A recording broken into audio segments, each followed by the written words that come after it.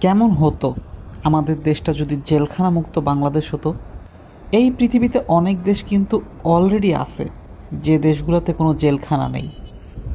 আপনি যদি এই দেশগুলো সম্পর্কে জানতে চান তবে একটু গুগল করলেই পেয়ে যাবেন কোন কোন দেশে জেলখানা নেই। একবার চিন্তা করুন তো, তাদের দেশের সামাজিক অবস্থাটা ঠিক কীরকম। একবার কল্পনা করুন আমাদের দেশটা জেলখানা মুক্ত দেশ, তাহলে আমাদের সামাজিক যে অবস্থাটা কীরকম হতো। এদেশের সকল মানুষ সচেতন, ন্যায়পরায়ণ, সৎ, দায়িত্বশীল। লোভ, হিংসা, সহিংসতা বলতে তখন কিছু থাকতোই না। যদি কেউ কোনো অপরাধ করেও ফেলতো, তবে তাকে শাস্তির আওতায় না এনে বরং সংশোধন বা পুনর্বাসনের মাধ্যমে তা সমাধান করা যেত। মানুষ যদি ভুল করে থাকে তাহলে তাকে শিক্ষার ব্যবস্থা করা যেত, পরামর্শ দিয়ে সমাজসেবার মাধ্যমে তাকে আবার ভালো পথে ফিরিয়ে আনা যেত।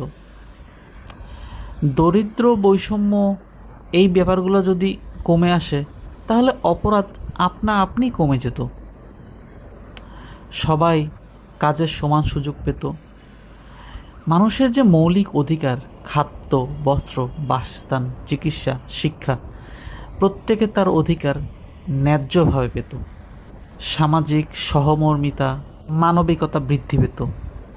প্রতিহিংসা বলতে যে একটা শব্দ আছে, তখন তা থাকতোই না। জেলখানা মুক্ত বাংলাদেশ করা কি সম্ভব না? হয়তো এখন সম্ভব না, কিন্তু আদতে সম্ভব।